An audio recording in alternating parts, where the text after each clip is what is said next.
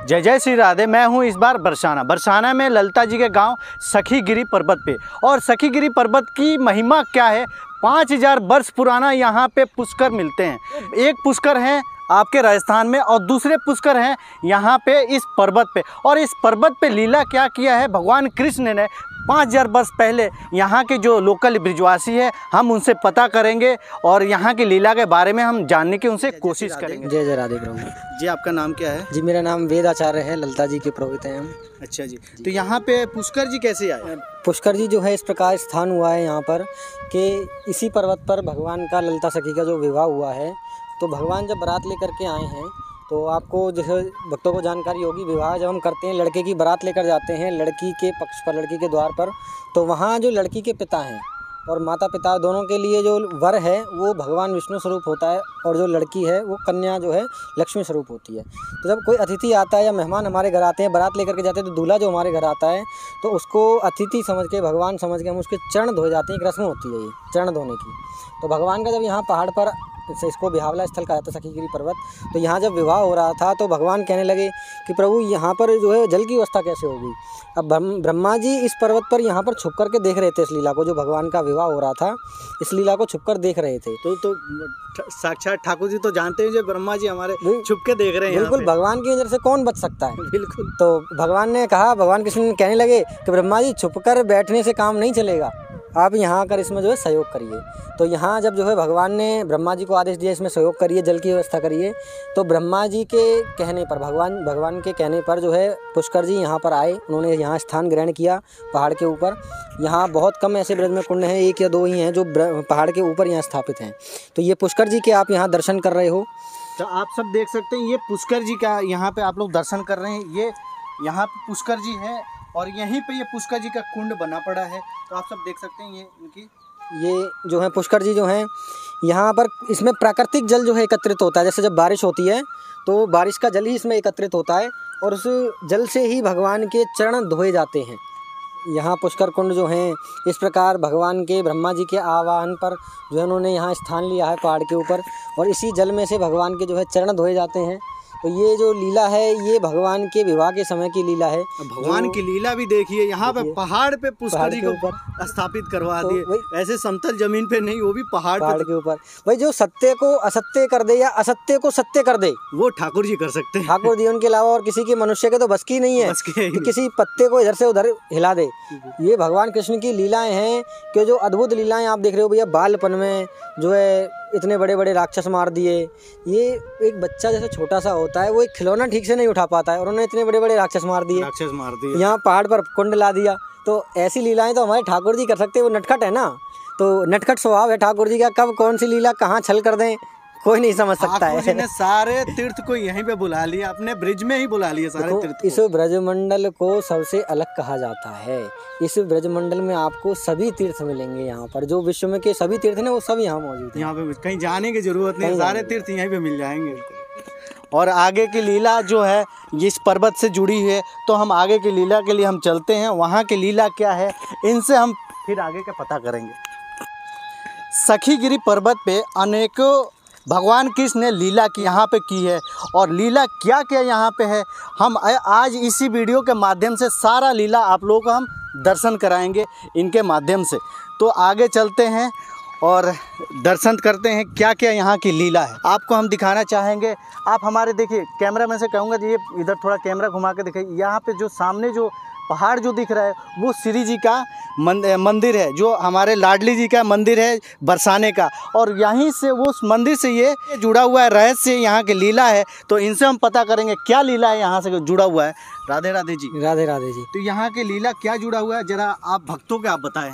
देखो, इस स्थान को माणिकशिला के नाम से जाना जाता है, राधा रानी की चुंदरी स्थल भी कहते हैं इसको। तो जो श्री जी आप देख रहे हो अटारी, यहाँ पर ब्रह्माचल पर्वत पर श्री जी विराजमान हैं। उस अटारी पर श्री जी खड़ी हुई थी अपनी छत पर। वहाँ से जब हवा का झोंका चला जोर से, तो वह श्री जी की चुंदरी उड़ी और उड़ करके इस स्थान पर, यहाँ पर जो है स्थान लिया है उस चुंदरी ने। यहाँ आप इसको थोड़ा सा गौर से देखोगे तो आपको इसमें बिल्कुल ऐसा लग रहा है जैसे साड़ियों में कढ़ाई होती है, वैसे ही शिला पे कढ़ाई हुआ। ये वो कढ़ाई डिज़ाइन आपको यहाँ चुंदरी की देखने को मिल रही है। और जब ये चुंदरी यहाँ पर गिरी, स्थान लिया इस चुंदरी ने यहाँ पर, तो भगवान कृष्ण जैसे यहाँ खेल रहे थे, खेलने के लिए जैसे झुके हैं, चुनरी उठाने के लिए जैसे उठे हैं यहाँ पर, तो जैसे ही वो झुके हैं तो झुकने के पश्चात आप यहाँ गले का हार जो है, इसे माणिक शिला कहा जाता है। यहाँ भगवान का माणिक हार जो है गिर गया है, मणि का हार, ये आप गले का वो देख सकते हो। और ये फूल यहाँ बना हुआ है, ये इस स्थान को माणिक शिला के नाम से जाना जाता है, तो तब से इसको जो है माणिक शिला नाम इसका कहा जाता है। तो ये चीज़ है। तो यहाँ की लीला ये थी, और आगे हम लीला क्या है 56 कटोरे की, इनके माध्यम से वो भी हम जानेंगे। तो चलते हम 56 कटोरे की लीला क्या है और इनसे हम पता करेंगे।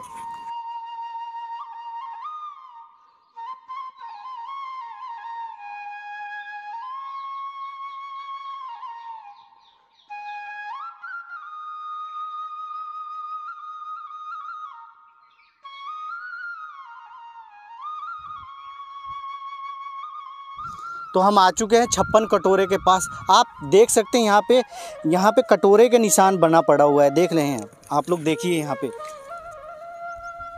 ये सब आप देखिए कटोरे के निशान बना पड़ा हुआ है। और ये निशान कैसे बना हुआ है, ये टोटल 56 कटोरे हैं। जैसे श्री जी को 56 भोग लगते हैं, ठाकुर जी को जैसे 56 भोग लगते हैं, वैसे यहाँ पे 56 कटोरे बने हुए हैं। तो आप लोग गौर से देखिए, यहाँ पे 56 कटोरे बने हैं। यहाँ के महिमा क्या है 56 कटोरे के? ये जो लीला है इस प्रकार है कि ये सखीगिरी पर्वत पर 56 कटोरे का जो स्थान है जी, भगवान यहाँ गौ चराने के लिए आया करते थे, गौ चारण किया करते थे भगवान। तो आप सब देख सकते हैं ये मैदानी इलाका है, ये पहाड़ के बाद भी ये मैदानी इलाका है।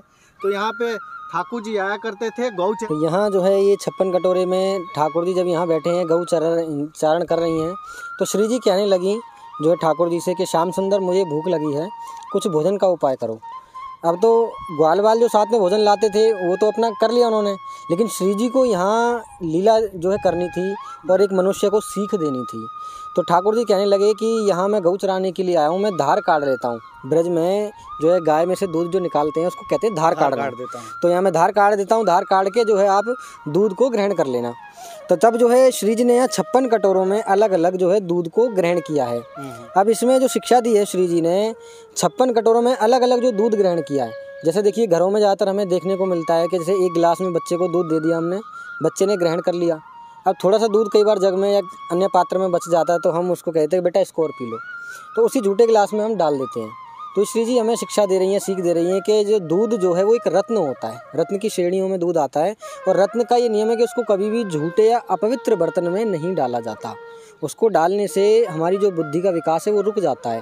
अर्थात जैसे बच्चा कई बार कहना नहीं मानता है, पढ़ाई में मन नहीं लग रहा है, इस प्रकार की समस्याएं ज़्यादातर सामने आती हैं। तो इस वजह से दूध को जो है ठाकुर जी ने, राधा रानी ने जो है यहाँ लोगों को शिक्षा दी है कि एक बार जिस बर्तन में, पात्र में दूध आपने ग्रहण कर लिया, दोबारा उसमें या तो झूठा हो गया आप ही का क्यों ना पिया हुआ हो, लेकिन उसमें दोबारा हम नहीं दूध डाल के हम पी नहीं सकते, क्योंकि वो भी झूठा ही कहलाएगा। तो वो चीज़ है, उसको या तो बर्तन को आप धो लो या दूसरा बर्तन ले लो। इस प्रकार से 56 कटोरे आप देख रहे हैं और यहाँ कुछ छोटे बड़े हैं। ये कलयुग का प्रभाव है, क्योंकि देखो एक तो ये काफ़ी समय पुरानी, 5,500 वर्ष हो गए लगभग। तो और जो तीर्थ पर जो लोग आ रहे हैं सबका भाव अलग अलग होता है। तो जैसा जिसका भाव होता है उस प्रकार से ठाकुर जी उसको दर्शन देते हैं। तो इस प्रकार से जो है धीरे धीरे प्राचीन स्थल जो है धीरे धीरे लुप्त हो रहे हैं, क्योंकि वो भाव लोगों का कम होता जा रहा है। घूमने फिरने के भाव से लोग ज़्यादा आते हैं। इस प्रकार से तो सभी लोगों से हमारा ये नम्र निवेदन है कि सभी तीर्थों पर भाव से जाएं, ताकि उस लीला को